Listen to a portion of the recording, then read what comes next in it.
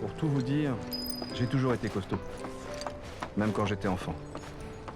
Mais je préférais nettement la peinture et les poèmes aux activités physiques. Mon père détestait le fait que je sois trop casanier. Et il me réprimandait régulièrement à cause de ça. Selon sa logique, en n'exploitant pas mon physique, je galvaudais beaucoup plus d'énergie spirituelle qu'une personne normale. Et je n'étais rien d'autre qu'un fardeau pour la planète. Mais vous savez, je pense qu'il avait tort. La planète m'a peut-être accordé plus d'énergie spirituelle qu'à d'autres, mais je l'utilise à bon escient. Car je sais que cette intelligence et cette éloquence que je cultive, je les rendrai un jour à la planète. Je suis persuadé que c'est là le but même de toute mon existence. Bien! Magnifique!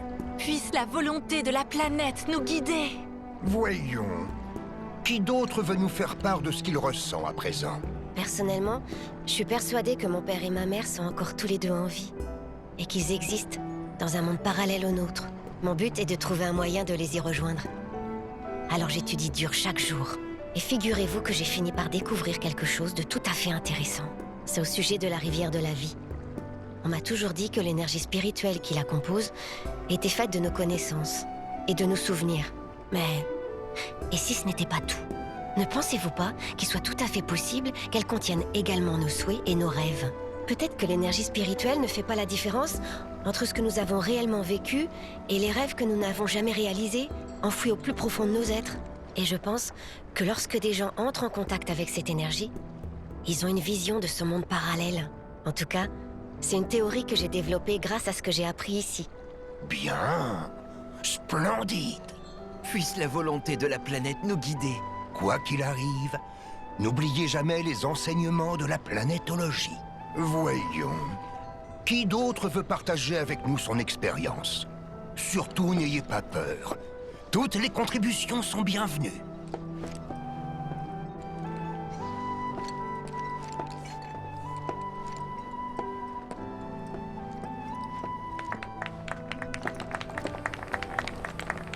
Bien.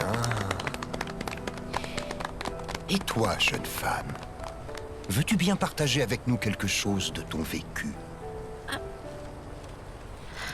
D'accord. Alors en fait... comment dire? Je suis tombée dans la rivière de la vie. Le cœur de la rivière de la vie est d'une beauté époustouflante. Je m'y suis remémoré beaucoup de choses. J'ai été envahie de sentiments bienveillants et de pensées que j'avais oubliées depuis très longtemps. C'est un endroit tellement paisible et agréable. Toutefois, il y a aussi un terrible conflit là-bas. La planète y affronte des ennemis qui veulent la détruire. En tout cas, ce que j'ai compris, c'est que nous devons vivre en harmonie avec elle. Elle a besoin de nous, de notre force, à nous tous, pour faire face à cette menace. Mais bon, je ne sais pas encore comment il faut se battre. Je pensais le découvrir ici, mais...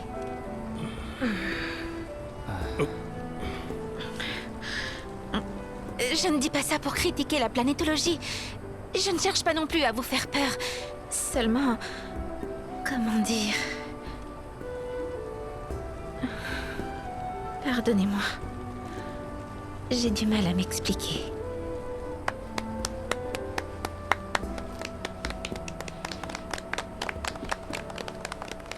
Tu n'as vraiment aucune raison de t'en vouloir. Nous serons toujours prêts à écouter ce que tu voudras bien partager avec nous. Je te prie donc de continuer à réfléchir. Il n'y a qu'ainsi que tu trouveras la réponse que tu recherches. Bien. L'heure de la cérémonie du retour à la planète est proche. Mes amis, je prie chacun d'entre vous de se rendre au flambeau.